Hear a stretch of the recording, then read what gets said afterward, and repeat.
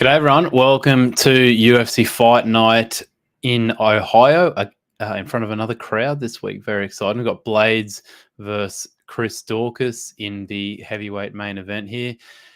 And this will be a live betting show thanks to Punt School, and we are also on the TradeMate Sports Channel 2. So if you're tuning in live, send in some questions if you like, some comments, tell me how bad my analysis is, go for it. We will be going through the main card today, as always, at a brand new time in the morning here in Australia. So maybe we'll get some different people tuning in. We'll go through Marc Dlaklese and Viacheslav Borshchev, Aleksei Oleinik versus Ilir Latifi, Matt Brown versus Bryan Barberena, Askarov versus Kaikara France, Joanne Wood versus Aleksei Grasso, and the main event, as I said before, Curtis Blaydes versus Chris Daukaus. Be giving you guys a couple of betting angles for all of those fights, and if not, just my thoughts on each fight and how they might play out. And yes, as always, I will be very respectful of those who subscribe to MMA Punt School and not give out all of the bets I have for this weekend. But let's get started with Marc Dlaklese and Viacheslav Borshchev. I think this will mostly stay on the feet, as you guys can imagine. Got two high-level strikers here. I can see Dlaklese possibly trying a takedown or, possibly trying to work his wrestling at some point during this fight. But I don't see it as like a major factor with this fight. I mean, it might, there might be a couple minutes of wrestling, but the rest will be on the feet, I would assume. I think Slav's defensive wrestling and defensive grappling is good enough so that, he's going to be able to get back to his feet with not much drama at all. And it's not like Dlakese's some, amazing grappler or wrestler. But yeah, on the feet, I think I'll call him Slav instead of Borshchev. I think it's a bit easier to pronounce for me, and I'm probably botching it anyway. I think Slav has the advantage on the feet. He's more aggressive. I think he's got a better chance of finishing the fight. Just has a few more weapons, I would say. I think it's over 300 kickboxing fights or something like that. So I think he's the more accomplished kickboxer. But I mean, it's a totally different game, MMA. So being more aggressive, I would assume he's going to, be on the front foot a little bit more and backing Dlaklese up, which I think is kind of where the fight can be won and lost here. I think the person who takes the center of the cage or, is walking forward has the better chance of winning this fight. Just watching Dlaklese when he does get backed up, which I think in most of this fight he probably will. I just don't think he's as effective. In that third round versus Fiziev, he was able to get on the front foot a lot more, and he probably won that third round. I think he did actually win that third round on the scorecards anyway. So, and that's a massive achievement going up against someone like Fiziev, who's elite, another elite kickboxer. So Dlaklese, you want him on the front foot as much as possible, because I think if he starts getting backed up, it's a dangerous game to play against Borshchev. If they do get in the pocket, Slav just looks very dangerous there.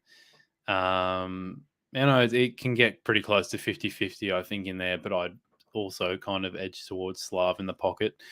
And like I said, I think the person who gets on the front foot goes a long way to getting a knockout or just winning a points fight here. It's hard to see it going the distance just because of how aggressive Slav has been in his previous fights, but maybe because this is off the top of my head, I would assume Dlakese's the most accomplished striker he's faced, at least recently, or in MMA. Maybe he'll respect him a little bit more and not be as aggressive and look for that, big knockout like he always does. The other thing to factor into is Dlakese's kind of on a downturn at the moment. We can look at his, I can get up his record here. He's coming off 2 losses. He already had a bit of a losing streak in the UFC. He lost to This is about 4 or 5 years ago. Lost to Close, Hooker, and Hack Parast. And that's a Hack Parast from 4 years ago, much younger Hack Parast. Beat Duffy and Venata. And then he's come back and lost again to Fiziev, who's no slouch, and Rafael Alves, which I thought he would win that fight, but he just got caught. So, yeah, it's a bit of a worry. I feel like he's on a downturn, whereas Slav's, massively on the up here. So yeah, I think we'll look at the odds now. On my screen here, you've got Dlaklese at 2.2 on TopSport and Borshchev at 1.67. I think this is about right. I don't see value on either side here. I think I wouldn't bet Borshchev unless he was maybe over 170, but even then, it's probably not for me. I'd be wanting something around that 175 for Borshchev probably. And then Dlaklese, yeah, I 220. I don't see any value in that at all. So yeah, not much to go off here in terms of the betting, but yeah, we can move forward. Aleksei Oleinik versus Ilir Latifi. We've got Latifi here at 1.46 with TopSport, 2.71 for Oleinik at TopSport. Let me just get my notes up on this one. Yeah, I think it's a tough matchup for Oleinik because you can say that for both fighters, and it's a bit of a rough matchup for both of them. But I think Latifi negates basically a lot of what Oleinik does. Oleinik's got great takedown defense. He's never been taken down in the UFC, and he's never been submitted either. And I mean, that's Latifi's game plan to a T. He wants to take you down and submit you. Latifi, if he would be able to do what he likes, he's a better striker. He's a better wrestler. Maybe he's not a better grappler, but Oleinik's grappling is pretty well negated if he can keep it on the feet, which I think he can. So my biggest worry for Latifi is two things. I'd say one, if he decides to take Oleinik down, which I think would just be not worth it. It's just not worth the risk. You're much better off sticking on the outside and catching Oleinik as he's coming forward, trying to get into a grappling scenario. And find I think you could easily find a knockout from that style of fight, or win a points fight. And my other worries is cardio.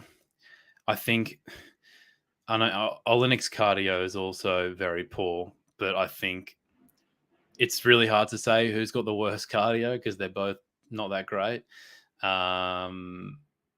So if the fights if you get into the second half of this fight, the winner of this fight could almost be the person who gasses second, who gets tired. The person who gets tired first could be the loser. But like I said, I don't really see an advantage there for anyone in that department. Maybe Oleinik does have an advantage there just because if Latifi employs a game plan where he's consistently not running away, but using his footwork, getting away from Oleinik and trying to counter-strike him, move, then maybe maybe that could be quite tiring. But as I said, skill for skill, I think Latifi is the much superior fighter, and I think if he can avoid the ground, I think even if he's on top of Oleinik, I know I've said it's not really worth it for him. Like, it's maybe not worth the danger, I guess. But I still think he would be okay. Latifi on top of Oleinik for them. Like, I would say there's less chance that he's going to be submitted than him just staying on top and pounding away or doing nothing really. So yeah, I mean earlier in the week I bet Latifi at 1.65 or whatever he was. That was I thought much too big. Latifi, as I said before, he's at 1.46 on TopSport here. I I bet Latifi at 1.6, but I would I price Latifi around 1.4, 1.45. So Latifi 1.46, maybe the slightest bit of value there at Top Sport. So that would be one of my angles. And also, I think there's a good chance that Latifi gets a finish in this one. Just because early on, I think Oleinik's going to struggle to get a takedown. And Latifi's got a lot of power in his hands, and I can see him just copping something big and, getting finished. So inside the distance for Latifi, I think if you can get something around 2.5 or bigger, I think that's a good bet too. All right, let's move on to Matt Brown and Bryan Barberena. I mean, it's a bit of a throwback, this fight. It's pretty hard to predict because I think a lot of soft factors play into this one. At this point in their careers, I think a lot of this just comes down to who wants it the most, who's taking it more seriously. They're both well and truly at the tail end of their careers. Are they doing this to pay the bills? Are they doing it because they just love to fight? I doubt they're doing this because they think they'll win a championship one day. So it's one of those ones where, it wouldn't surprise you if one of these fighters had like a couple-week training camp or something like that and is just doing it to get a paycheck. It wouldn't surprise me at all. There's not much for them to gain other than maybe they like to, have a bit of fun out there or, like I said, get a paycheck. But I did like what I heard from Brown recently and how he's kind of changed his approach to fighting. And I think you can see it in some of his recent fights. He's less scrappy and brawly. And, if you go back to his fights from, nearly 5-10 years ago, he was getting into a lot of, entertaining fights. Whereas now he's saying that he's changed his approach a lot, becoming, treating it more like a business. Being a lot more strategic in the way he approaches fights and moving away from those crazy fights of the past. So I think that's a good sign for him heading into this fight. The more he makes it a brawl, the more I think he plays into Barberena's what he's strongest at. Not saying he could beat Barberena at that, but I think it's just I think he'd be better served making this more of a strategic fight. I think overall he is the more skilled fighter. He's got more weapons. I think he's the more technically skilled striker. I think he's a better wrestler, grappler. But I don't know if he has the skills to avoid a brawl, if you get what I mean, with Barberena. So,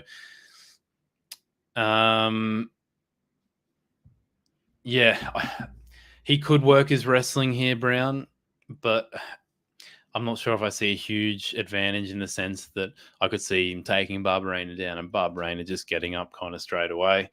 On the feet is where it's kind of hard to find a winner, and it goes back to what I was saying before. Barberena's he's very game, will look to pressure, make this a wild fight, use his low kicks, which are probably his biggest weapon here, make it ugly, trade in the pocket, all those kinds of things. He's not as durable as he used to be, but I mean, nor is Brown.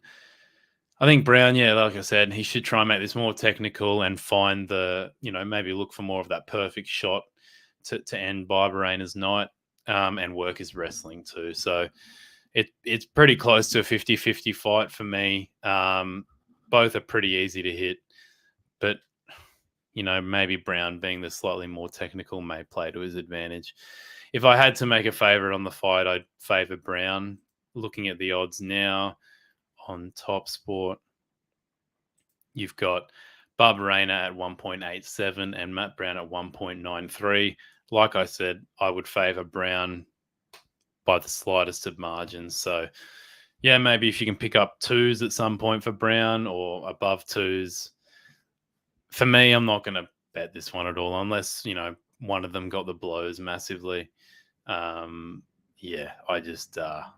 It's a bit of a lottery when you're backing, when you're betting on a fight with such, with fighters at the back ends of their career, and you don't know exactly what their motivations are. All right, Askarov versus Kai Kara France. Let's have a quick drink of water. I mean, this really should be the main event. It's the best fight on the card for me, in terms of highly ranked fighters. But of course, the heavyweights are going to get top billing because flyweights probably aren't too entertaining for people. But anyway, I digress. I think Askarov, it's pretty obvious he'll be trying to impose his wrestling from the outset. I doubt he'll want to risk standing with Kai, even though he has made significant improvements there. I just think Kai is just so dangerous. I don't think Kai Kara France is a great striker in the sense of his technical skills, diversity of strikes. I don't think he's very special. It's nothing it's not something haven't seen before, but he's so effective just with what he does with his overhand right. His right hand is just so deadly, and he's so good at finding the target. So although I don't think he's got a great striking game overall, he's very effective at what he's good at. So I don't think it would be smart for Askarov to want this on the feet. I think he's just better off just working his wrestling the whole time. And the question is, how well can Askarov control France and for how long? Looking back at the Pantoja fight he had Askarov a couple of years ago, I think he struggled to impose himself in that one, and that's why it did come down to a split decision. I think it could have gone either way. I think the major reason why Pantoja lost that fight was because he just got so tired from all the wrestling. And in this fight, I would say, Pantoja works so hard to negate the wrestling, but by the time they got on the feet, where he had an advantage, he couldn't really land too much significant and really get the respect of Askarov to win a points decision. So the big question here is, Kai Kara's his cardio. I would say it's better than Pantoja's, so that's a good sign. But is his wrestling defense or grappling defense as good as Pantoja? And you'd probably say no. So it's a pretty hard one to call in the sense of where's the value in this one. Askarov looked great in his win over Benavidez, but I mean, Benavidez, that was his last ever fight. You question his motivation at that point of his career. Was he ever going to get a title shot again? And, Askarov's just a nightmare opponent to have when you're at that point in your career. So I'd say Kai Kara France's, striking's probably better than Pantoja's and Benavidez's in terms of how dangerous he is. But his grappling is probably worse than both of them, I would assume. It's just his right hand is so lethal. So if there's any point where this is, on the feet, it could be over reasonably quickly. Yeah, like I said, if Askar just struggles in the slightest to impose his wrestling, he could be in big trouble here against Kai Kara France. He's especially in trouble, I think, if Kai Kara can back him up against the fence. That's when France has found his big shots. That's where he's been able to land his right hand. So for me, I think there is a little bit of value in Kai at 4s. I'll just get up the odds here with TopSport. You've got Kai Kara France at 4s, Askarov at 1.25. I think that if you can get France at 4s, I think it's the slightest bit of value. I think it's worth a small bet. Just because if you can just keep it on the feet for a little bit of time, and if you can do something to what Pantoja did and keep it on the feet and not and negate some of his wrestling towards the back end of the fight, I think I could see Kai Kara getting a knockout. I could also see him winning a decision like Pantoja nearly did too. So yeah, for me, I think Kai at 4s it's not huge value, I would say. I would have Kai, somewhere closer to maybe 3.5, something like that. Maybe a little bit more than that. It's hard to know just because I haven't seen an awful lot of Kara France's grappling. And Askarov is a huge step up. So yeah, I think fours for Kai is worth a very small play. All right. Next fight we have Joanne Wood versus Aleksei Grasso. Just two more fights to get through. Odds here are 1.39 for Grasso and 3s for Wood. I think Grasso is basically better in most areas, but I expect this to stay on the feet for most of the fight. Wood has some nice kicks and will want to play this out at a kicking range, whereas Grasso probably wants to get in the pocket a bit more and use her boxing. I think overall, Grasso is probably the more refined, more effective striker. She may even be able to do something to similar to what Santos did to Wood here. And just, I don't know, explode with faster hands and catch Wood. Wood might look good in the early outset of his fight, just, keeping her at range with her kicks. And then, all of a sudden, like what Santos did, she could just land a big punch or, start really exploding into range and piecing her up a bit.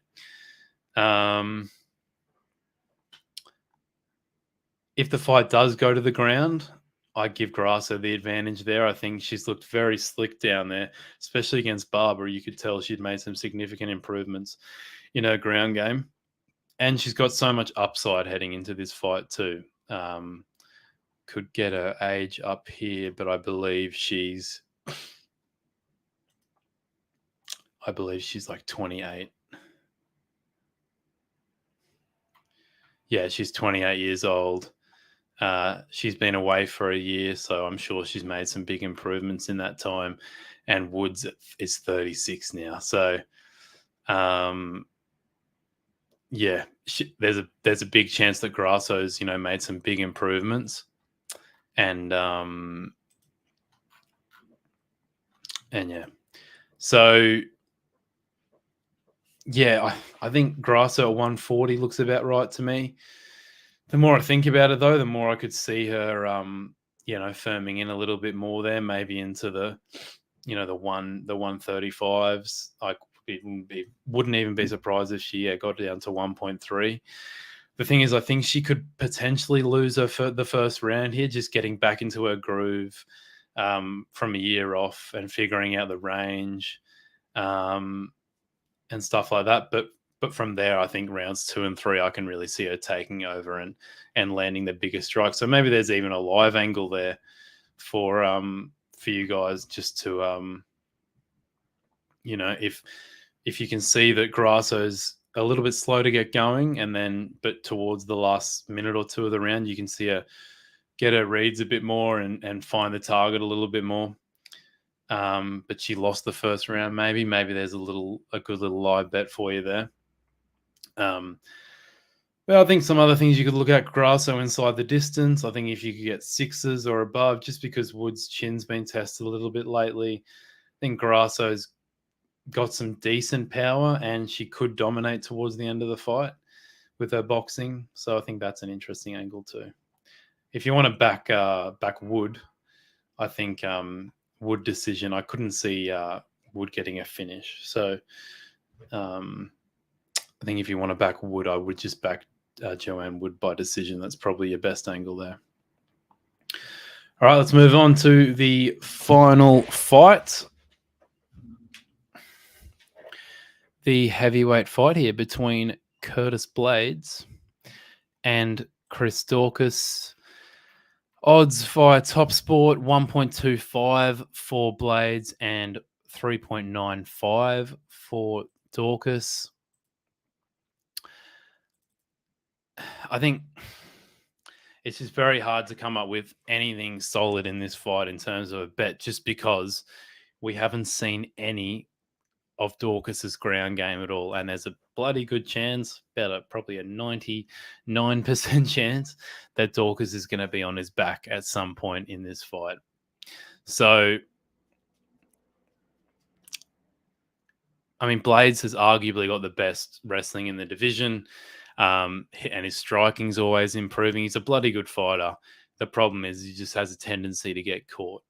So yeah, in this fight, I think he'll be looking to, get Daukaus down, his standard game plan, get Daukaus down throughout the fight. I think he can strike if he wants to with Daukaus early on, especially in the early rounds. I noticed against Rosenstrike, he had some success in the striking there. I think he's a good striker. I just don't think he has much confidence in his striking at all, and I think he's very scared of getting hit. So as soon as he gets touched up a couple of times, he goes straight to his wrestling. Even against Lewis, he was piecing Lewis up. So yeah, I noticed as the fight went longer that Rosenstrike Blaydes can be a little bit predictable in his striking. So I think Rosenstrike was like, oh, okay, he's just going to throw this same combination over and over. And then as soon as Rosenstrike started to get some confidence in the striking, then Blaydes went straight back to his wrestling. So I think, it's going to be pretty standard from Blaydes. He's not going to want to stand with Daukaus for long. He's going to get him down pretty soon, I would imagine. Yeah. So, like I've said, this is Daukaus' sixth fight in the UFC, and even though he's had 6 fights, there's or 5 fights, there's still so many unknowns about Daukaus. He's only been out of the first round once. He's only had to defend one takedown, really, I would say, in his whole career, and that was against Oleinik, who basically just grabbed onto his neck, I think it was, or anyway, he tried to drag him down basically and pull guard essentially to get his good old Ezekiel choke in. And Daukaus just stood his ground really and let Oleinik fall down and said, get back up, and then beat the crap out of him. But I would assume Blaydes is going to be able to get Daukaus down lots of times. The question is how often, though. There's just so many unknowns because we have not seen enough of Daukaus's wrestling, and we've seen zero of his ground game. So the questions are, how often can Blaydes get Daukaus down? And the second question is how hard it will be. How hard will Blaydes have to try? How much energy will he have to exert to get Daukaus down? And thirdly, Daukaus is a black belt in BJJ, Brazilian Jiu-Jitsu, so that's a good sign. He's obviously not going to be as terrible on the ground, but is he good enough on the ground to be able to constantly get back up and annoy Blaydes to, make Blaydes have to work? We just don't know. We have no idea. He could be terrible on the ground. Just because you've got a black belt on BJJ doesn't mean you're very good at grappling. It just means that you're good at, you're probably just good at jiu-jitsu. And it could play zero effect on an actual MMA fight. So, yeah, potentially he could be able to make Blaydes work really hard for a takedown. He could be able to get back to his feet consistently. He could be able to tire him out. And in that case, if Daukaus can defend lots of takedowns, if he can consistently get back to his feet and annoy Blaydes towards the end of the fight, I can see him getting a knockout or getting a knockout at any point in the fight, really. But he could have terrible ground game, sit on his back the whole fight, and Blaydes just wins the decision or he gets pounded out. So the longer this stays on the feet, keep it simple, the bigger chance that Daukaus has. But yeah, we're literally just playing a guessing game here, and in that sense, it's not really worth a bet for me. I don't really see any value. I've seen, that you can get Blaydes knockout at like a 1.9. I just don't think that is a good.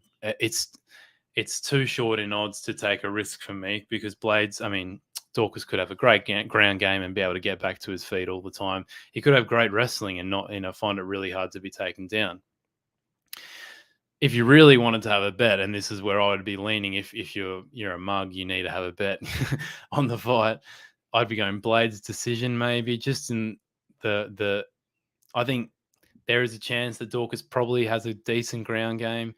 His brother's got a decent ground game. That's maybe something you can go off to. He's got a black belt in jiu-jitsu. So I'd lean more towards that. So Blaydes might find it hard to finish him. So Blaydes' decision, I think, is good. I think you can get above 3 for that. If you have to have a bet, go that way. And if you want to back Daukaus, I would just back inside the distance, because if he does have good grappling, if he does have good wrestling, then he's going to be able to keep it on the feet, and I think he could find a knockout at some point. Or he could be a wicked submission artist and he could find something off his back or get a reversal against Blaydes. We don't know. So, yeah, for me, it's a stay out. But if you really want to have a bet, there's some angles for you. But that'll do for today. As always, please subscribe to MMA Punt School if you're into your MMA betting and you want to find an edge there. If you're interested in my results, just jump over to vellabetting.com. You can see all the results of the channel I've got running and also my personal betting results, which date back a bit longer. But yeah, like, subscribe, do all the good stuff. And I will not be back next week. We've been going 8 weeks in a row. But I will not be back next week. We finally got a break in the action. But then I'll be back in 2 weeks from now for UFC 274 or 273. I think it's 274. But Volkanovski is back, the Australian legend versus the Korean zombie. So I'll be back for that. But thanks for tuning in, everyone, and catch you next time.